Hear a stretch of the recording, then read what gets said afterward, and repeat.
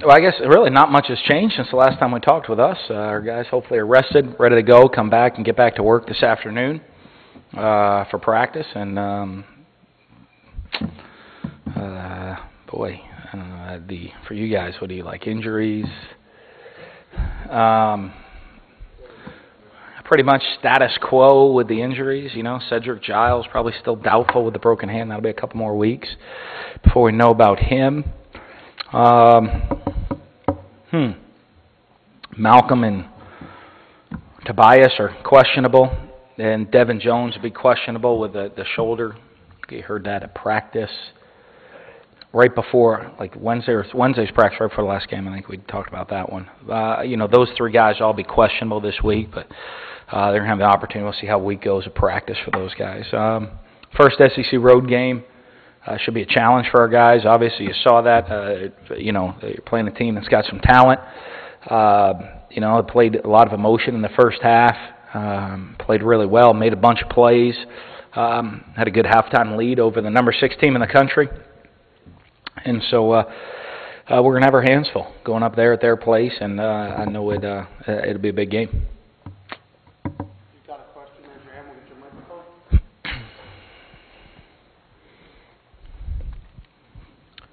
Going to this game last year, I think Kentucky was giving up over 200 yards rushing per game. This year, very similar. But you guys went in, threw the ball all over the place, rushed for 134 yards. Is you expecting maybe the same? We're going into where maybe the statistics maybe are not necessarily what this team is? Yeah, statistics a lot of times will balance out at the end of the year. I think, there's such a small amount of things to base statistics off of so far. And with each game that can play out is interesting. So I think they're a little under 200 yards rushing a game they're giving up right now. But, last year, when they put 9 guys standing on the line of scrimmage, it don't matter if they're a good or bad rush. It's hard to run the ball. And they got basically 2 guys unblocked every play. They're going to be a pretty good run defense. So they gave us the pass game. We were able to throw on them, make some plays in the air. We missed a couple plays in the air too, but made enough to come away with a win. So, hey, you got to see what plan they're going to bring in and what approach they're taking to the game. I think we're a little more balanced this year than we were last year. So, if they're going to defend the pass a little bit more, it'll give us a little bit more opportunity to run. If they're going to just crowd the line of scrimmage and keep it, just man coverage on the outside with everybody else standing in the line of scrimmage, they're going to force us to throw the ball some.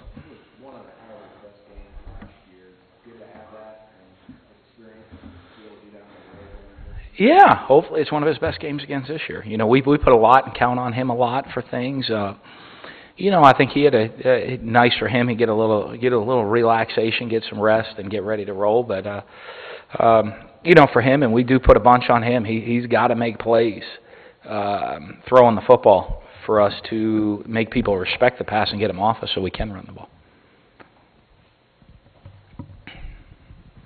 Dan, going back to Malcolm, if he's back this week, how important is he to get him back into the offense going into this 8-week stretch here? It's huge. We got to see what he can do. He hasn't done any live stuff yet, so like I said, still has some recovery time left, and then he's got the adaptation time of getting back in. It hasn't played football since last April, so I think it'll be a slower process than it's not like, hey, you just get back in there and go.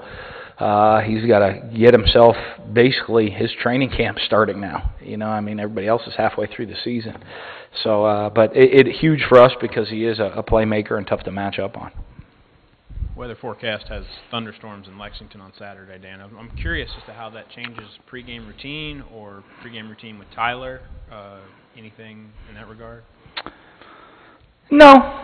Well, no.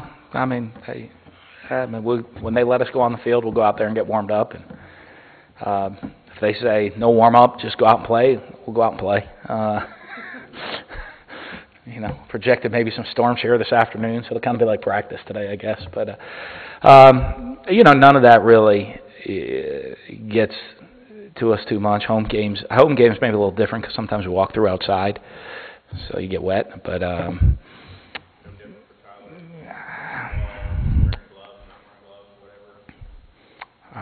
wearing gloves. I don't see him wearing gloves. for Tyler, but for other guys, no. I mean, we play when it's rainy outside and wet sometimes, so I never notice the rain. The only time rain's a factor is if in your mind, if you let it be a factor. Now, thunderstorms, if they keep us in the locker room and don't let us play, that makes it tougher. But it's hard to score or hold them when you're not on the field.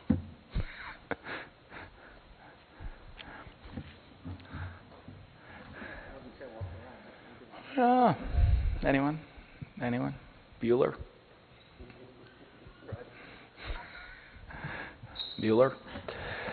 And normally the off week for y'all has come later in the year. Now, obviously a little bit earlier. So you got 8 full weeks ahead of you. I don't know if that changes the dynamic for you a little bit mentally. And also, do you kind of look at this as a second season with most of the non-conference out of the way? Yeah, I think it's certainly, you know, you don't want to call the first 4 games preseason, you know, but it is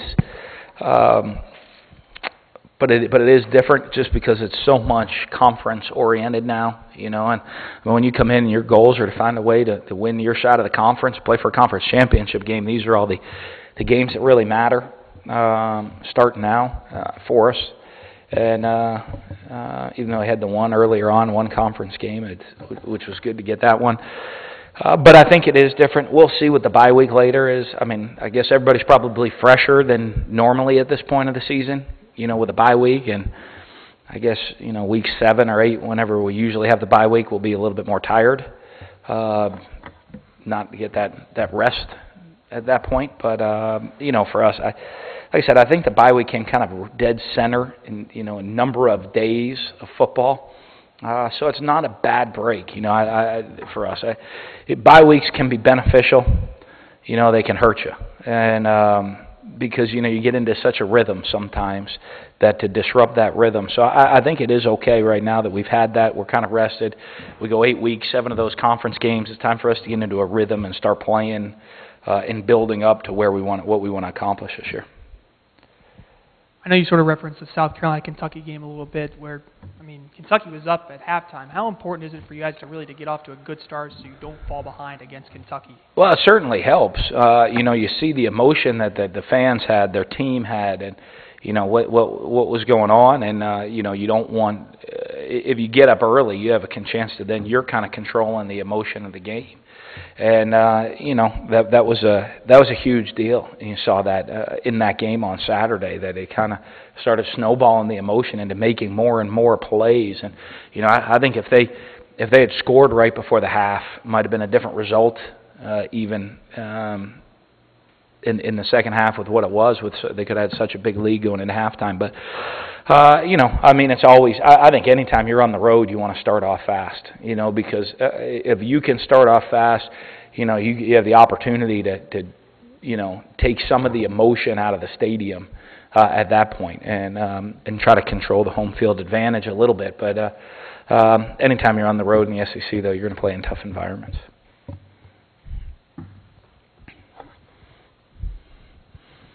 What's the plan this week with, you know, Justin, Mullen, Tobias? You wait till Friday like you had the last couple of weeks? Yeah, probably Saturday. You know what I mean? And wait till warm-ups. One, to see how Tobias is, how he's feeling, how confident he is on everything that's going on. And, you know, if he feels really confident 100%, then you probably go with him. And if he's not, you know, you're probably going to go with Justin. And a lot of that is determined as the week goes on. I mean, he'll get a little bit of practice this week. Either way, you know, he has to get practice. And, you know, I mean, sometimes after practice, he's really sore. You think, okay, well, might not be ready for the game. And, you know, but we got to get him in practice to see how it is and see if he feels great about going. This is, you know, I mean, one of the things, this is getting close to the time we expected him back. You know, when you originally thought with the trainers, this is about as close as we thought to getting him back right around now. And, you know, he came back early for that game and the Auburn game. And, you know, I don't know. I don't think it set him back any. I'm still not sure he's right where they're ready to say, let's go.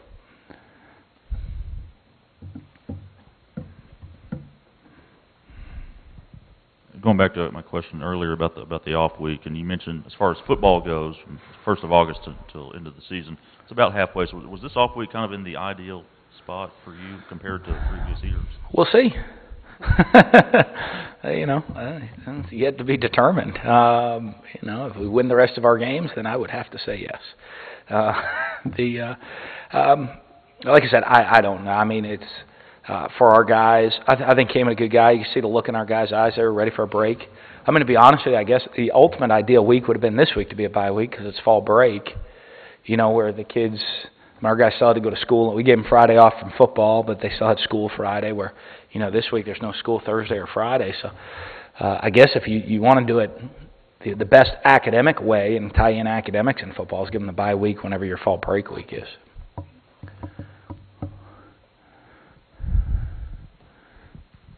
What do you think of going to Kentucky for a second consecutive year because of the new additions? Do you have a problem with it? Do you hope to get some leeway in the next couple of years with schedule? I don't. I think this year was to get it balanced. I don't think they're sitting there saying, okay, let's give them some leeway now in scheduling for going to Kentucky 2 years in a row. But you know what? I mean, interestingly enough, I as an assistant, I've been there twice, and now this is my third time as a head coach. So kind of familiar with going up there and the routine you get into. It is what it is with how the league schedule played out, and we'll just be adjusted to it as we move on in the future. I mean, I guess we would have had to go somewhere else, so I don't know where else that would have been. Could have gone to Tennessee. Kentucky came here twice. Did they?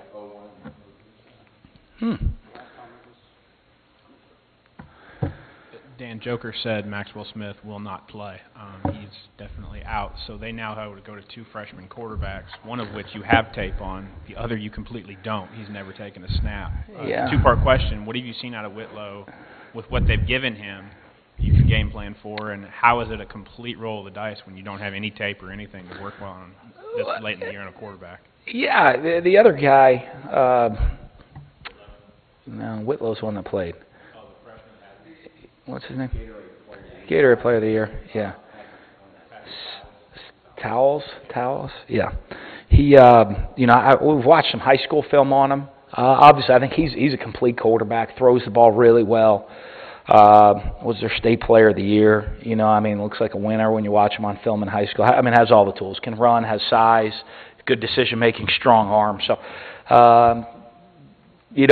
for us, you got to kind of prepare for both. You would think if they're going to take a red shirt off a guy, week in October, that you're going with him. You're just making the decision. That's the guy we're going with. If we're going to burn a red shirt year, we almost did that with Tyler Russell a couple of years ago and just said, hey, we're just. And if we had done it, it was over. That he was the guy the rest of the way. Actually, a quick turnover, I think, prevented that from happening. And I calmed down on the sidelines, and we decided to redshirt him.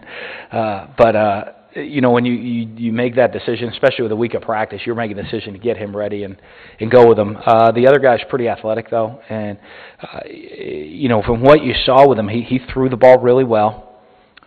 Even though I don't think they didn't make it complicated on him, just kept it simple and let him play with talent.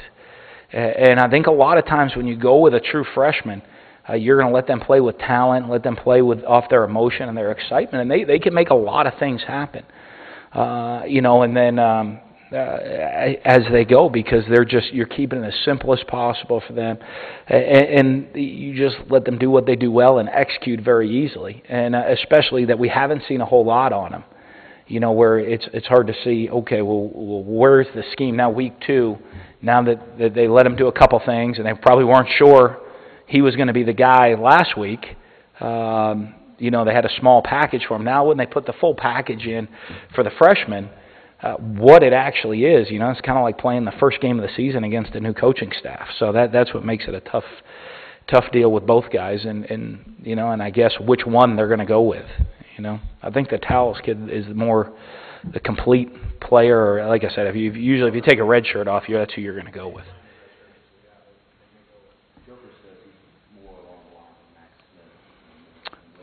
that's what you see. You know, I mean, I guess, I mean, that's what you see from high school film. Even though he can still run, he can still make plays with his feet. But I mean, you see a big, strong arm quarterback in high school film. Any other questions? Yeah, the Houston game.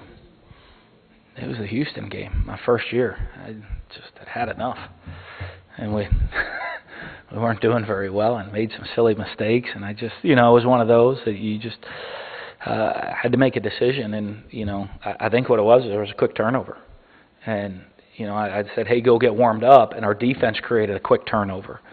And so I said, okay, hey, he didn't even have a chance to really get his helmet to get into the game, so I just said the other guy get in there, and I think we went down and scored that drive too. So I said, okay, calm down. You start getting that itch a little bit when you're watching these weekend games and seeing all these teams putting up points. Getting your offense to a point where it's scoring 35, well, as a head coach, SEC games. As a head coach, I get the itch of teams putting up a lot of points and saying, oh, boy, I better get in with the defensive staff, you know, and because there's teams I don't want, you know, I mean, it's great if, you know, there are a lot of teams, I mean, heck of a deal.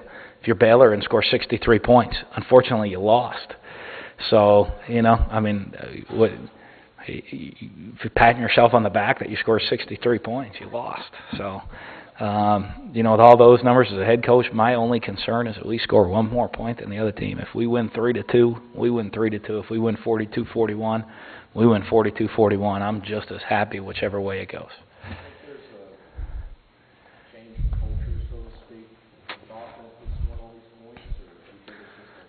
Nah, I think it's you know, every year you see that.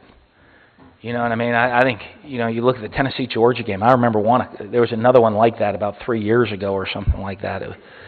Yeah, and it just like this past weekend, you know, and then the next week, you know, they're in 17-10 games.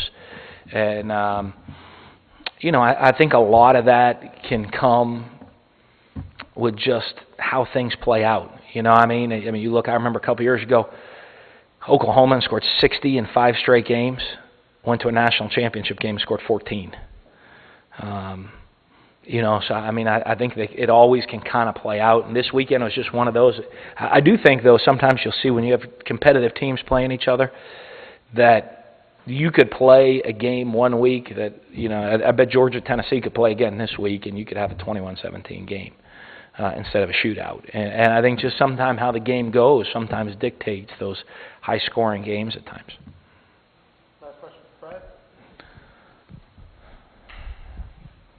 Nibbler over here put out a pretty cool stat yesterday about how little y'all have trailed this season, like 10-plus minutes. And cool. I know that's one thing maybe you haven't seen yet from this team, but aside from that Auburn game, a little bit how well y'all play from behind. I know maybe you don't want to see yourself fall behind, but I'm sure you're kind of eager to see how they respond a little more often in that situation. I think it's big. I think every time we've been in that situation so far, we've responded the right way. I do think our guys watch football and pay attention to other teams. You know, I think when you watch good football teams, watching Alabama this weekend, they fell behind for like the first time in like a year or something like that, and we're behind for 12 seconds. You know, that response. Our guys watch. You know, we pay attention to teams that are championship level teams. You know, whoever you are throughout the country. And you know, I mean, we'll take Alabama being defending national champs right now. You watch what are they doing well. And our kids pay attention to that. We do as a staff, and we point it out to our guys and show them things that can happen. You know, I mean, you look at South Carolina, who comes out and kind of didn't play well in the first half. I think played really well in the second half this week. Well, they were fortunate because they could have gotten to the point where it was out of reach for them in the second half.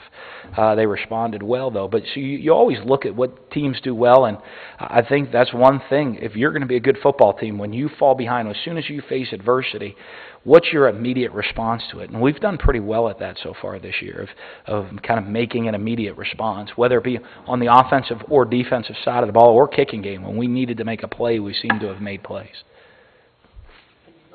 Yeah.